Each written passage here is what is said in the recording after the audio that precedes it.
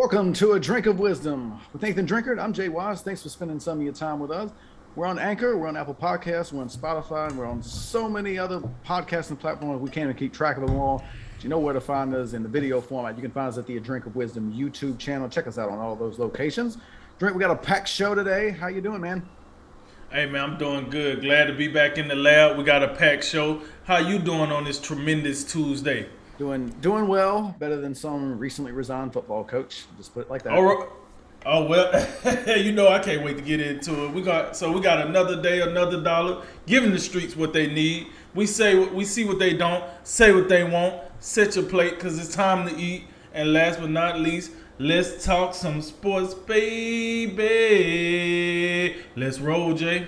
Right, this is episode 10 of season 3. We're going to get into those John Gruden emails. We'll also get into Kyrie Irving's vaccination status, and we'll recap the weekend in college football. We're going to start tonight with Colts Ravens Monday Night Football, where the Baltimore Ravens won for the fourth consecutive time, improved to 4-1 on the season as they win at 31-25 over the Indianapolis Colts. The Colts fall to 1-4. Indianapolis led this game 10-3 at the half. They built a 22-3 lead into the second half.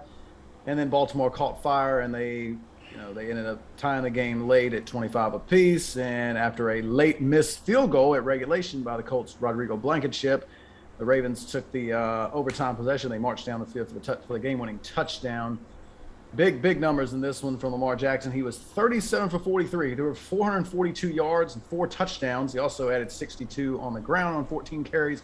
Mark Andrews, a big part of it. He had 11 catches for 147 yards and 2 touchdowns. And Marquise Hollywood Brown, 9 catches, 125 yards and 2 touchdowns. Carson Wentz on the losing end of this one, but he was pretty good according to the numbers. 25 for 35, 402 yards and 2 touchdowns.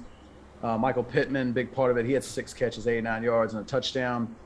Jonathan Taylor, 15 carries, 53 yards, a touchdown. Also had a 76-yard receiving touchdown. That was fairly early in the game. Two teams headed in opposite directions.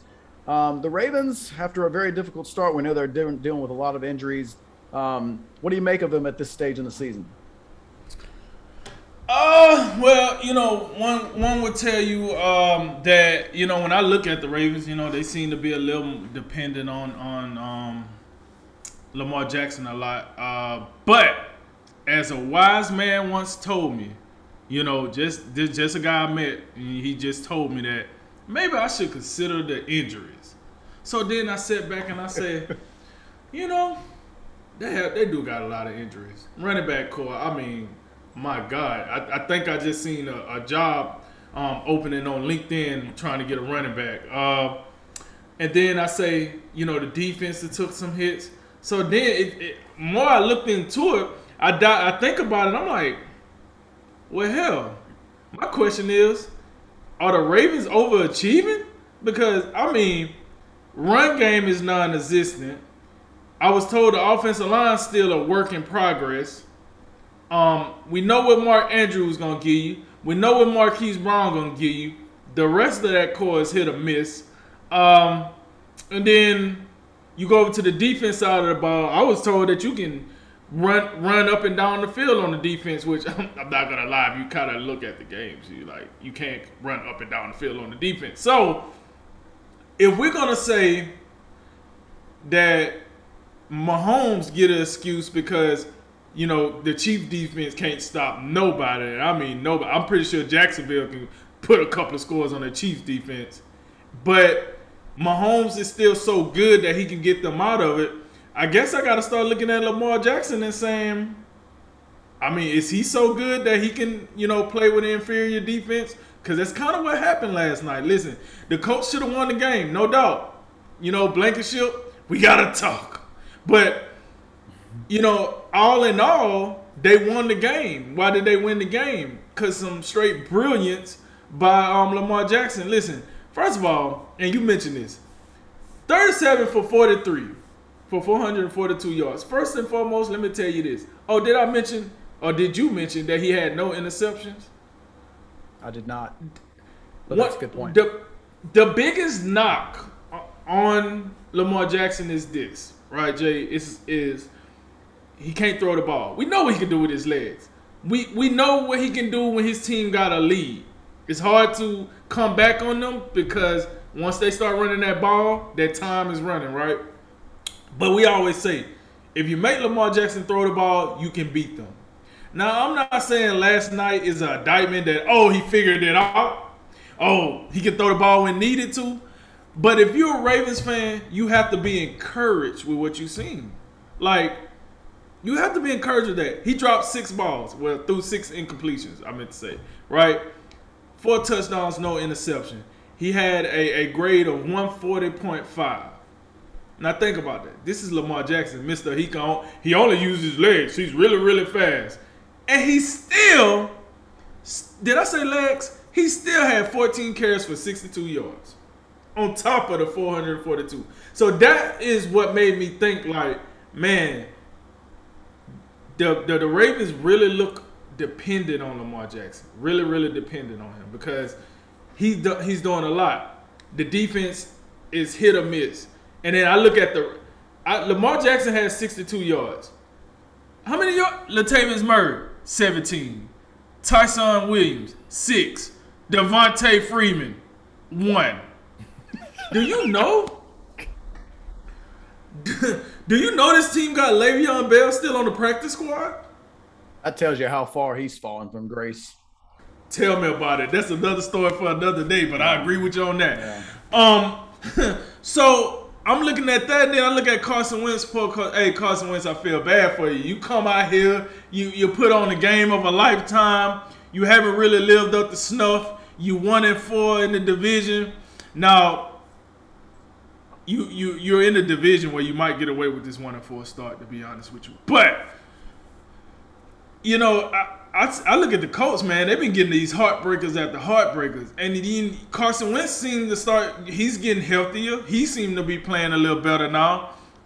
You know, he threw for 402 yards. He didn't throw no interceptions, which with Carson Wentz, you got to think the same thing. Shoo! Because we know how he get down when he start turning over the ball. You know what time it is. But let me tell you what at least a 1-2 tandem in a running back can do for you when they don't include the quarterback. So you had Jonathan Taylor for 15 carries for 53 yards, right? Then Marlon Mack came in, 5 carries for 47 yards. Even Nyheim Hines come in, he give you 18 yards and 4 carries. Now, that don't blow you away individually, but if you put that together, that's enough of a run game to open up the pass game, right? And then, pass game, didn't you say something about Jonathan Taylor? That I did. So Jonathan Taylor had 3 catches for 116 yards, by the way. So for people that say running backs catching the ball out of the field don't matter, they need to run the ball. Maybe you need to speed up to 2021 because we need him to catch too. If Derrick Henry is catching balls, we need running backs to catch the ball. Because he about the best it is when it comes to running the football, and he still managed to get off the backfield and start catching the ball. Just throwing that out there. And then you see what Michael Pittman did. So I say all that to say this, to keep it short and sweet and go ahead and get out of here. The Ravens. I like what I'm seeing. My question is this. Can they sustain this without a comparable running game? I do think the Ravens are, right at this moment, they're overachieving. Because if you would have told me that the run game would look the way it looked and the defense would be as hurt as it is, I would tell you that they probably would be, 3-2 maybe? I would give you 3-2, you know. But, 4-1. And they did beat some teams. Kansas City, the Colts. Like, they ain't just out here with this run-of-the-mill, the bottom-level schedule either. They're playing some teams. They're figuring it out. I don't love the come-behind wins all the time, but a win is a win. Now, my question to the listeners and you too, Jay, is are the Baltimore Ravens overachieving for what they're doing right now? I'd say they're if you go back and look at their schedule, they're extremely fortunate right now. You think they should be 3-2 right now. They got 4 of their 5 games. You could very easily flip the script and change the L to a W or a W to an L. Week 1 against the Raiders, that's their one loss, and they should have won that game. So you flip that one. Kansas City in week 2, the Chiefs just couldn't hold the ball. The Chiefs could not hold on to the football. You got Edwards-Helaire looking like he ain't never looking like Petey from Remember the Titans. You know, like couldn't figure it out. Don't forget against the Lions, they needed a 66-yard game-winning field goal from Justin Tucker to escape with that one. They beat Denver soundly. That's the one that I wouldn't swap. But then the Colts let one get away last night. So you could very easily this could very easily be a 2-3 team. But I think at minimum, I mean, I'd say 3-2. But look, in the end, they're a 4-1 team. I think you make a great point. At this stage, I don't even know if overachieving is the right word, because it doesn't feel like they're even playing that great. They just appear to be a team extremely fortunate right now, which is saying something, because the first game they completely squandered that one. And now you have a situation where their luck has completely turned. I think the Lamar Jackson in this game, and really, he had in the first 4 weeks, he had 4 touchdowns. He had thrown 1 touchdown in every game. He doubles it last night with 4. It was a spectacular performance. The type of performance that if you've been critical of Lamar Jackson, as I have, it's been just about his ability to throw the football consistently from the pocket. You look at what he did last night, particularly in that second half. I mean, that's the type of thing that can give you hope moving forward. The problem I have with that is the Ravens are so compromised, at so many position groups. We know about the running backs, but now the offensive line is having some struggles now with injuries. They having trouble keeping it together. We know about Marcus Peters being out. That's a big deal for them.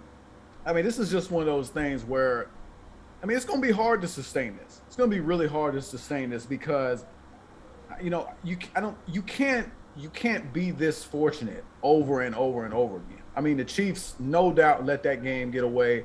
Indianapolis has a chance to win this game at the buzzer. Not to mention they blew a 19-point lead. What it does give you is it says Lamar Jackson at this level, he is capable of putting a team on his back and taking the Ravens where they want to go. That's going to be extremely difficult to continue this. And I think for this year, I think it's going to be tough for them to, win more than one playoff game with so many pieces compromised, So, but what it does tell you, Lamar Jackson, he continues to make these strides. You look at Baltimore, they got to come back next year. And I know it might seem a little premature. Maybe you get some of these guys back down the road, not the running backs, but maybe you get the offensive line back together. These receivers keep developing, and Don Martinelli is able to, piece together this defense so they can do enough for you. Maybe you can do something then. But what last night shows is Lamar Jackson, he's not a guy who can just play from in front. He can bring you back with his arm, and I think that's a really key thing, because you look at the other quarterbacks, the other big-time quarterbacks, whether it's Patrick Mahomes, Aaron Rodgers, Tom Brady, guys like that when they are behind, you can't relax, because those guys are going to keep swinging, and they're going to do it with their arm. And that's what it proved to me from Lamar Jackson last night. He has that capability as well. For the Colts, it just continues. It's a disappointment so far. But as you point out, the AFC South, I mean, Tennessee's 3-2, but I think they're 3-2, but they're not that good. They lost to the Jets. So, and we know about Jacksonville. We know about Houston. They're not that good. Don't forget, it was, Frank Reich's first year, I believe it was, with Andrew Luck. They went on some crazy 10-game winning streak. Something tells me the Colts are not done. And when you look at what Kyle Carson Wentz played last night, and he's only thrown 1 pick this year. So I don't, you talk about last year was the turnovers, year before was the turnover. Last year was just horrible. But him and Frank Reich, I know I've heard the offensive line. It hasn't been quite what we expected, but you got Jonathan Taylor, you got Hines, now you got Marlon Mack in the fray a little bit. They got some decent weapons. You get T.Y. Hilton back in this thing. You could have a good set of weapons for him. And then that defense, Eberflus he's gonna get these guys in order at some point. They don't have a lot of stars, but I think they got enough.